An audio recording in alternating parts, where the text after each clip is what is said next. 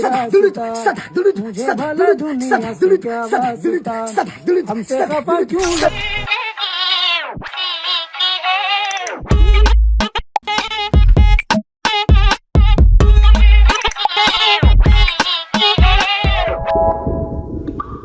Hello दोस्तों, welcome to another episode of खबरें आजम। आज हमारे साथ एज यूजुअल राफेल गांधी, अभया देश पांडे और फिर से एक बार अश्वमेध गौतम। हेलो भाई, क्या हाल चाल। कैसे हो अश्वमेध? मैं भाई बिल्कुल ठीक हूँ यार, अपना बताओ। क्या सुमित भाई, हमने सुना आपने लखनऊ यूनिवर्सिटी में अवैध एंट्री ली है। हाँ भाई, ये दो तीन न्यूज चैनल वाले हैं, बहुत चला रहे हैं। हम 26 जनवरी वाले दिन गए थे मेड्यूसा मैम से मिलने एज अ गेस्ट। वहाँ के कई प्रोफेसर थे तो उन्होंने बुलाया था, तो हम गए थे, टीचर्स क्लब में बैठ गए थे। वहाँ पर अगर कोई गेस्ट जाता है तो वहीं पर बैठता है। तो दो चार न्यूज चैनल वाले हैं, उनको लगा कि हम यूजीसी का वहीं पर हो रहा है प्रोटेस्ट, उसके समर्थन में गए थे और लखनऊ यूनिवर्सिटी में चले गए हैं। पर आपको पता है ना, आप ऐसे डायरेक्टली नहीं जा सकते यूनिवर्सिटी में। पहले आपको आरएसएस जाना पड़ेगा, वहाँ ट्रेनिंग लेनी पड़ेगी 4-5 दिन। काफी सारी चीजें हुई हैं, उसमें से एक है कि आरएसएस 100 एनिवर्सरी पे सलमान खान और रणबीर कपूर और जिसको भी लोन माफी करनी थी सब पहुंच गए वहाँ। हम लोग क्यों नहीं गए फिर? हाँ, हमारे ऊपर भागवत जी के जो अल्फाज थे, जो शब्द थे, जो ख्यालात थे, वो सुन के हम सब तहे दिल से हम शुक्रिया कहना चाहेंगे। उनका जो सेंस ऑफ ह्यूमर है वो कमाल का है।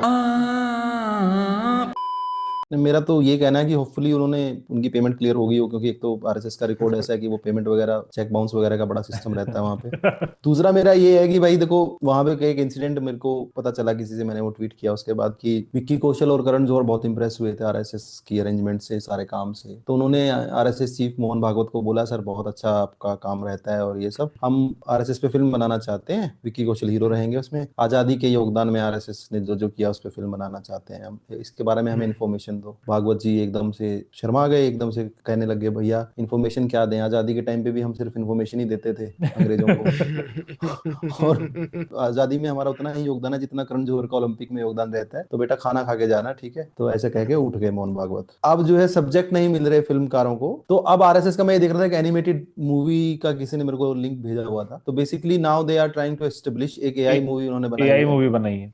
इसमें जरूर आरएसएस का हाथ है। इसमें पाकिस्तान का हाथ जरूर है। कैसे गोलवलकर, सावरकर, मालकर, धमालकर जी जितने भी थे, इन्होंने नेहरू जी और इंदिरा जी के सामने खड़े होकर लड़कर कैसे आरएसएस को बचाया और कैसे आगे लेके आए 100 साल। और अंग्रेजों के बारे में इन्होंने मैंने कोई पासिंग रिमार्क भी नहीं देखा कि अंग्रेजों के बारे में इन्होंने कुछ बोला हो कि वो क्या करते थे क्या नहीं करते थे। आई थिंक ये गलत होगा बोलना। काफी रिकॉर्ड पाया गया है कि आरएसएस वाले अंग्रेजों को yes sir, thank you sir बोल रहे थे, तो वो आवाज तो उठा रहे थे। भागवत जी ने ऐसा नहीं बोला कि आप तो कुछ कुछ होता है बनाते हैं, हमारी फिल्म बनाएंगे तो हमारा तो कुछ भी नहीं हुआ था। आजादी के फिल्म कुछ नहीं होता है। सिक्का जारी किया था 100 साल के उस पे पूरे होने पे, सिंबल होता है सिक्के का। पेंशन जो है सिक्कों में ही आती थी उस टाइम पे, पहले अंग्रेजों के टाइम पे। पर ये अच्छा कामरा, सलमान के जाने का तेरे को कैसा लगा कि सलमान गया है? तो थोड़ा लेट नहीं गया, मतलब काफी कैरेक्टर तो सिमिलर मिलता है कि आरएसएस का जैसे ब्रांड एम्बेसडर टाइप 1990 से भी हो सकता था सलमान। तो सलमान खान उद्धव ठाकरे से ज्यादा हिंदू है ऐसा मानता हूँ मैं, क्योंकि उसने हिम्मत तो दिखाई। हो सकता था, पर आरएसएस तभी आई थिंक सलमान खान को अफोर्ड नहीं कर पाती थी, अभी कर पा रही है। कभी इन्होंने एंटी आरएसएस तो स्टैंड किसी ने पब्लिक डोमेन में लिया नहीं। आई थिंक 2002 दंगों के वक्त लिया हो तो लिया हो, उसके अलावा तो सलमान खान ने मोदी जी के बाजू में खड़े होकर बोला था ना कि मैं जैसे कांग्रेस के लिए वोट करता हूँ, वैसे आप यहाँ पे भाजपा के लिए वोट करना। पर मेरा कर्तव्य होता है कि मैं जाके वोट दूं। वहाँ पर वो है बाबा सिद्दीकी और प्रियदत्त। बिश्नोई के चक्कर में सलमान खान पुजारी ना बन जाए किसी मंदिर में। बट ये तो हर हफ्ते न्यूज आती है कि ये पब्लिक फिगर, ये सेलिब्रिटी के घर के बाहर फायरिंग हुई। कि रोहित शेट्टी के भी हुई थी पीछे, रणवीर सिंह को रणवीर सिंह को भी आया है एक्सटॉर्शन वगैरह का कॉल। तो नया माफिया, समर्थित माफिया पैदा हो रहा है गुजरात जेल से। साइड बाय साइड इसको गुंडई का लाइसेंस दे रहे हैं कि तू आप करता रहे, डराता रहे, जिन जिन लोगों को तेरे को डराना है उसमें हमारा सरकार का भी फायदा है, तुम्हारा भी फायदा है। तो ये गेम है कुछ नहीं। सरकार के बिना कोई गुंडा कैसे चल सकता है यार? सरकार के बिना कॉमेडियन नहीं चल पा रहे। हाँ, सरकार के बिना भी मेरे को लगता है पानी पीना भी मुश्किल है ये देश में। हाँ इधर आरएसएस में मैं ज्यादा बोलता नहीं हूँ, ये घर पे आ जाते हैं। हाँ, नहीं नहीं भाई, मत ही बोल। इनके सैनिक भी बड़े खतरनाक होते हैं, हाफ चड्डी पहन के, लाठी डंडा लेके। खतरनाक का तो ना कुछ नहीं होता है, वो बस वो लाठी डंडे झुंड में आते हैं। एक्चुअली बात ये है इनकी, अकेला से एक तो पेशाब करने नहीं निकलता रात को भाई। उस टाइम भी वो 4-5 इकट्ठे एक दूसरे को फोन करते हैं, फिर पेशाब करने जाते हैं। जिस हिसाब से ये लोग ट्रेनिंग करते हैं, देखा होगा आपने यूट्यूब पर या फिर इंस्टाग्राम पर, जो सोशल मीडिया पर, ये लोग ट्रेनिंग तो बहुत खतरनाक करते हैं, एकदम गोला बना के, लाठी डंडा लेके। नहीं, डरना तो चाहिए, सरकार का सिस्टम इनके पास एक्चुअली। ये लोग दिलेर लोग नहीं है, लेकिन ये बहुत ही कायर और दोयम दर्जे के लोग हैं। लेकिन आज के टाइम पे सत्ता इनके पास है, पावर इनके पास है, झुंड बना के और सरकारी कानूनों का दुरुपयोग करके किसी को भी तंग कर सकते हैं। बिल्कुल सही बात है आपकी, डरना चाहिए इनसे। आज तो चल रहा है वैलेंटाइंस डे पे कलेश पे कलेश। अभी तो मैं भाई घर पे हूँ। हाँ हाँ, नहीं, आज आपको तो तो वैसे भी घर पे होना चाहिए था भाई। अरे मतलब कि यार वैसे नहीं, हम पता बाहर घूमने गए और हमको पकड़ लिया और छोड़ नहीं रहे, बता रहे मम्मी पापा को फोन मिलाओ, तो घर पे रहना सही है ऐसे समय में। मेरी उम्र के लोग पकड़ रहे होंगे कि अबे तू क्या कर रहा है बाहर। हमारे यहाँ कुछ नहीं हो रहा। यहाँ मिलेंगे बंटी बबली, छोड़ देंगे हट्टी पसली। यहाँ मिलेंगे बंटी बबली, छोड़ देंगे हट्टी पसली। छठ पूजन जिंदाबाद। जहाँ मिलेंगे बंटी बबली, छोड़ देंगे हट्टी पसली। हम लोग भी कुछ करेंगे कि जहाँ मिलेंगे आंटी अंकल मारेंगे डाल के कंबल, ऐसा कुछ।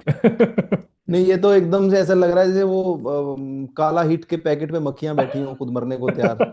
आप लोगों ने कभी ध्यान दिया है, ये जो आंटी लोग हैं अभी जो लाठियों की पूजा कर रही हैं, ये जब बीच में आरजी कौर मेडिकल वो जो केस हुआ था मौमिता वाला, उसमें कोई नहीं प्रोटेस्ट करने गया था, कोई कैंडल मार्च लेके नहीं गया था। ये केवल तब घर से बाहर निकलते हैं जब वैलेंटाइन डे होता है। महिलाओं के बीच में मर्दों को बोलना नहीं चाहिए, दिक्कत हो जाती फिर। अब ठीक है, उसका समझ में आता है। लंपट जो हैं, बेरोजगार लंपट जो घूम रहे हैं बाहर, ये आरएसएस और बजरंग दल से जुड़े हुए महिलाएं जो हैं, इनको तो सोचना चाहिए ना कि ये जो इसके विरोध में जो विरोध होता है इस तरह का, तो महिलाओं का विरोध या नारी का विरोध ही है, और क्या है।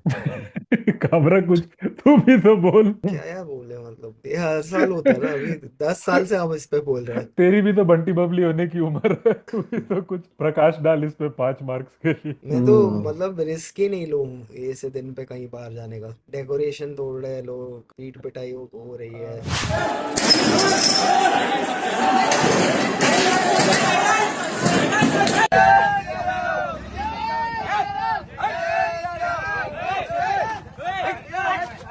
ये पक्का पहले 4-5 लड़कियों को डीएम करके आया होगा सुबह सुबह, hey beautiful how are you, hey beautiful what's going on. तुम्हारा रिचार्ज करा दूं क्या?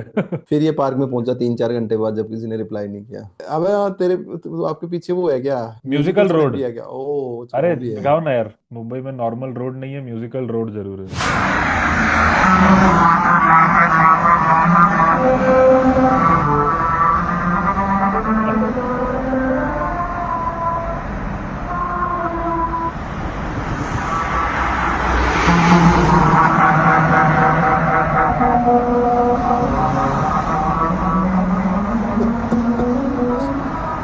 इससे अच्छा तो कि किसी को गिटार पकड़ के खड़ा ही कर देते दिन के 12-12 घंटे 2 शिफ्ट में।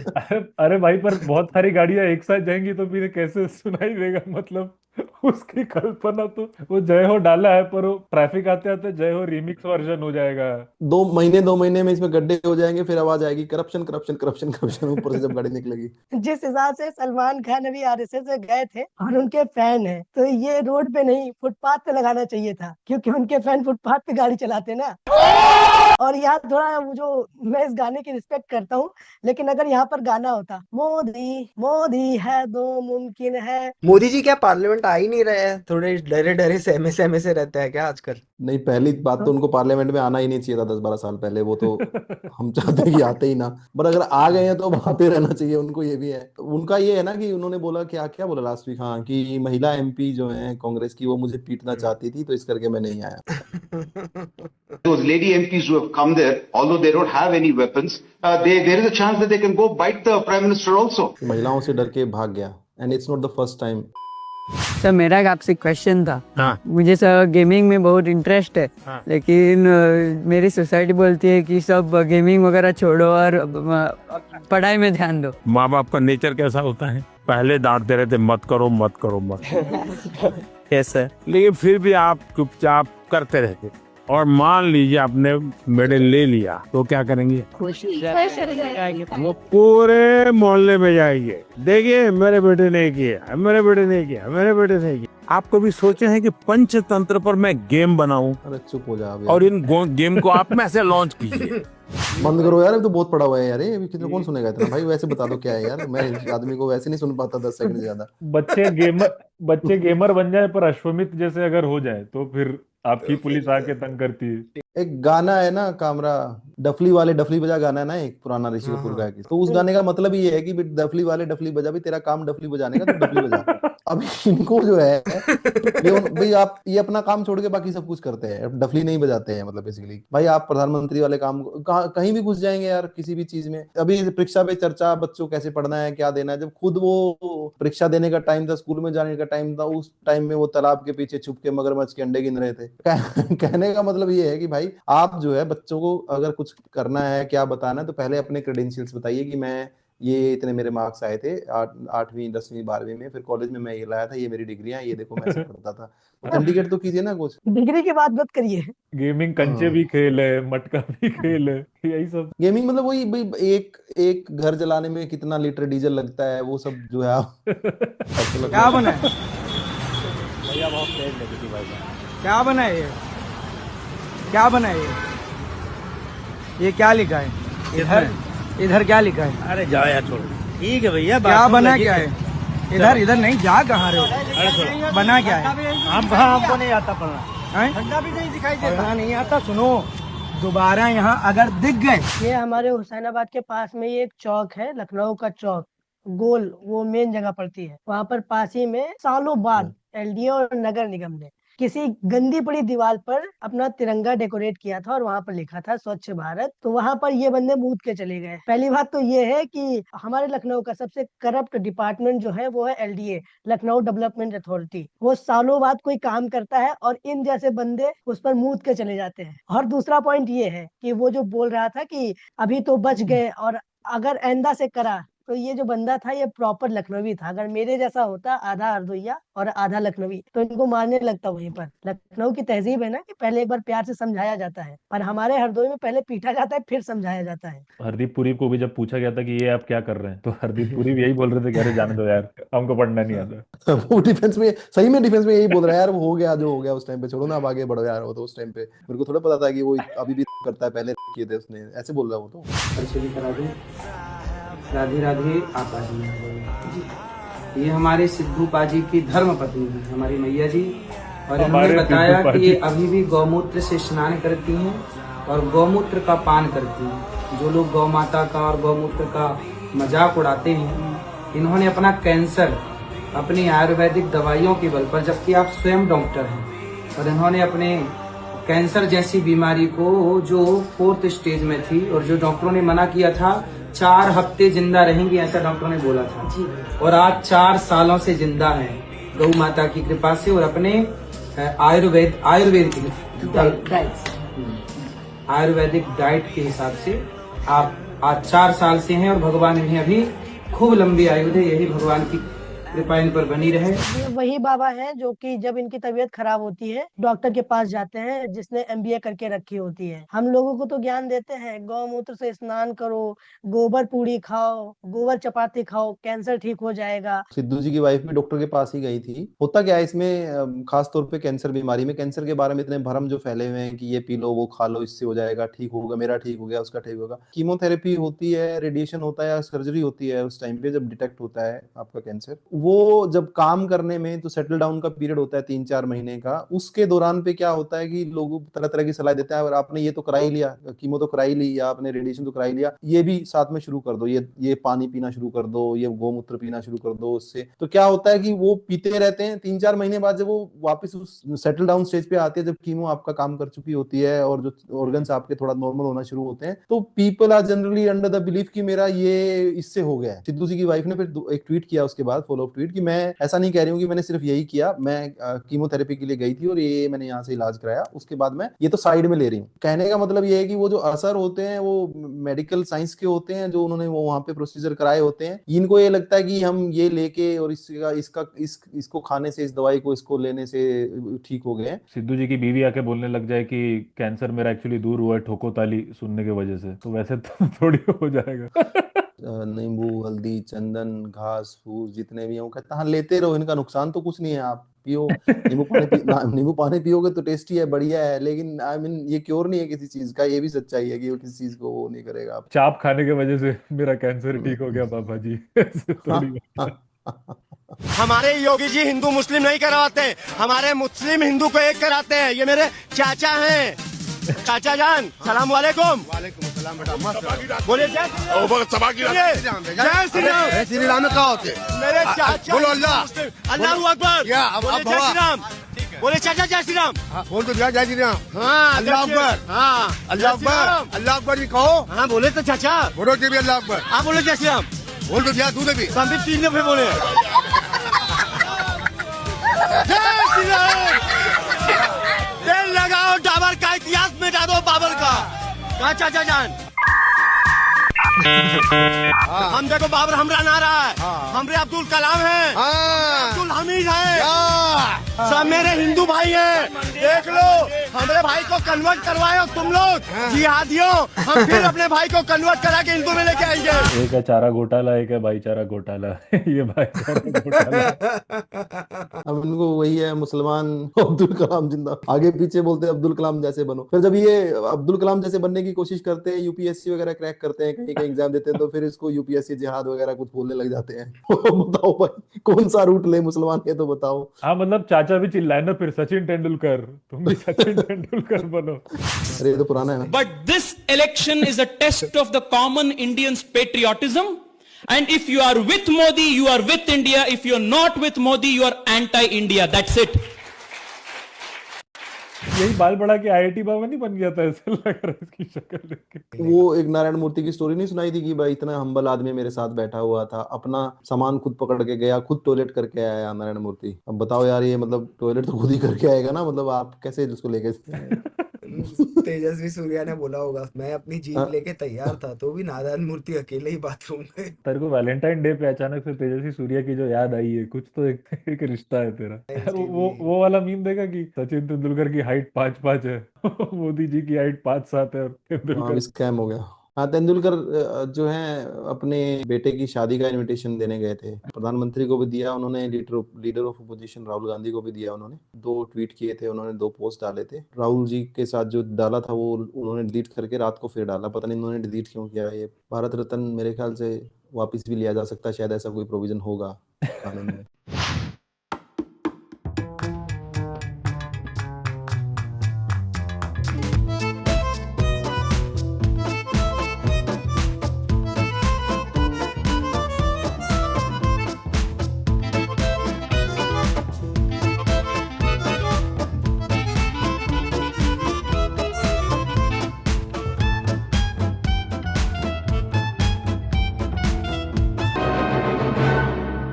पता है इस टेक्निक से तुम फ्लड्स को प्रिवेंट कर सकते हो।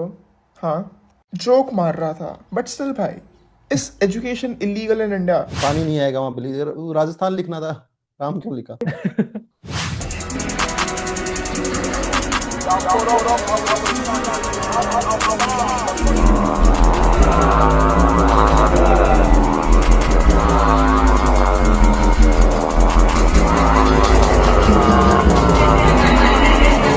अच्छा हुआ सिर्फ मूत के गए, परसों सर्जरी करके जाएगा तो फिर क्या होगा। तो इसके जरिए हमें बहुत बड़ा मुद्दा उठाना चाहते हैं अपने उत्तर प्रदेश का। अभी बीच में जो वीडियो चलाई थी आपने लखनऊ की, वहां तो चलो इंसान थे, लेकिन वो भी कुत्तों वाला ही काम कर रहे थे।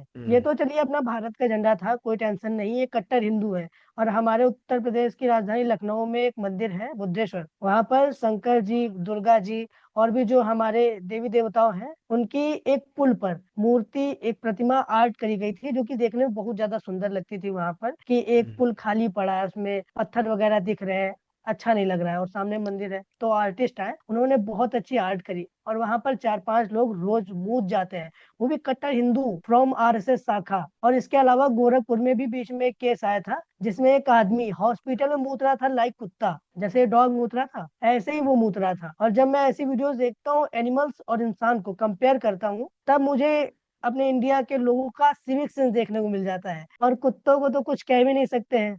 मेडुसा मैम फील्डिंग सेट कर देंगे लखनऊ यूनिवर्सिटी में।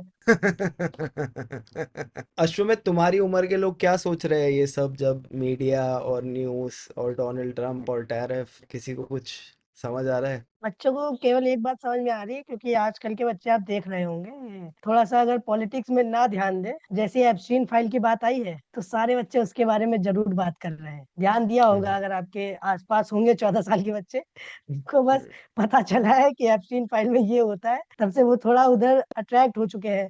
और ये रोड के बारे में तो मेरे उधर जो आजकल के नए दोस्त मेरे बने हैं आपके इंटरव्यू के बाद, कुछ बच्चे हैं जो कि मेरी तरह सोच रखते हैं, तो उन्होंने ही मुझे सजेस्ट किया था कि अगर यहाँ पर वंदे मातरम और ये जो जय हो गाना बज रहा है ये ना बजता और मोदी मोदी बजता तो और ज्यादा मजा आता।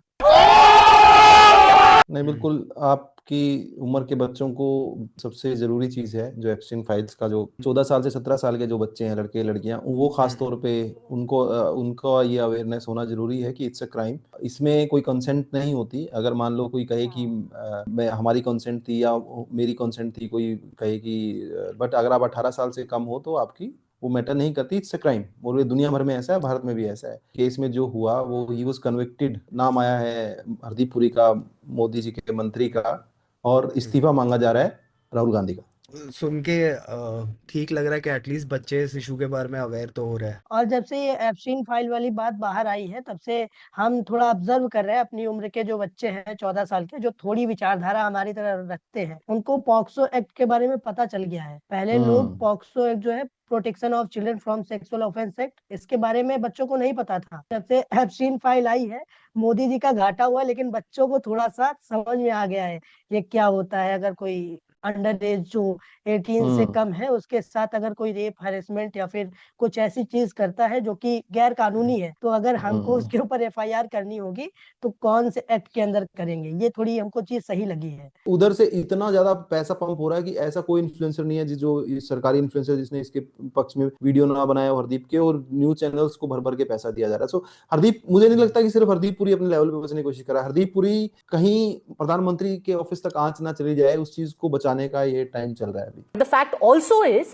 that he had a separate life. Professionally, he was a power broker. He used to introduce one person to the other. अब आपके लिए वो कन्विक्टेड क्रिमिनल हो गया है। जब आप उसको मेल कर रहे थे तब वो कन्विक्टेड क्रिमिनल हो चुका था। पर एक दूसरी प्रॉब्लम ये भी है ना कि हमारे लोगों को लगता है कि सब कुछ मैनेज हो जाएगा। जैसे वो यूपी में जो अब हुआ है ना, वो एक बंदा था, वो गाड़ी लैम्बोर्गिनी उड़ा के वो चला गया कानपुर। फिर उसके बाद क्या हुआ था शो में, तो बताओ जरा। हमारे लखनऊ के बगल में ही एक शहर है कानपुर, वहां से एक खबर आई थी कि एक बड़ा आदमी है, बिजनेसमैन, जिसका बच्चा है लैम्बो गाड़ी चला रहा था। और सबसे फनी चीज जो मुझे लगी वो ये है कि वो लैम्बो से 5-6 लोगों को ठोका उसने, और फिर लैम्बो से बाहर निकल रहा है, कह रहा है मैं गाड़ी नहीं चला रहा था भैया, मेरा ड्राइवर गाड़ी चला रहा था। बहुत ज्यादा फनी बात हो गई है, लेकिन वो आंखों के सामने निकल रहा है लोगों के कि ड्राइविंग सीट से वो निकला और वो चिल्ला रहा है मैं गाड़ी नहीं चला रहा था, और लोग मानने को भी तैयार हो गए कि ये गाड़ी नहीं चला रहा था, ड्राइवर ही गाड़ी चला रहा था। अब यहाँ पर पता नहीं जो लोग वहां पर थे आई विटनेस, उनको पैसे खिलाए गए हैं कि क्या करा गया है। वहाँ जो 2-4 दोस्त मेरे जानने वाले थे जिनके आंखों के सामने ये घटना हुई, उन्होंने बताया कि वो बच्चा आया, वो ड्राइविंग सीट से बाहर निकल रहा है और कह रहा है कि मैं गाड़ी नहीं चला रहा हूँ, मेरा ड्राइवर गाड़ी चला रहा है। अगर लैम्बो खरीद के कोई अपने ड्राइवर के साथ राउंड मारने जाता है तो आई थिंक उसको वैसे ही जेल में डाल देना चाहिए। कामरा, तेरे बैकग्राउंड में जो ये एक्टर साहब हैं, सलमान साहब, तो इनके बारे में ये याद रखा जाएगा जैसे हम न्यूटन की बात करते हैं कि सेब गिरा था, आइंस्टाइन की बात करते हैं, थ्योरी की बात करते हैं, इन्होंने दुनिया को ये दिया था। इसके बारे में यही बात करेंगे, सलमान जी ने सिद्धांत दिया था कि ड्राइवर गाड़ी चला रहा था, तो इन्होंने पहला ये law of motion law of motion जो है ये इन्होंने दे दिया है पूरी दुनिया को। जहां भी कुछ भी होता है तो वो सबसे पहले यही आता है कि मैं नहीं चला रहा था, ड्राइवर चला रहा था। ओके दोस्तों, thank you so much for joining us. Bye bye Ashwamedh, bye bye Amaya, bye bye offer. See you next week.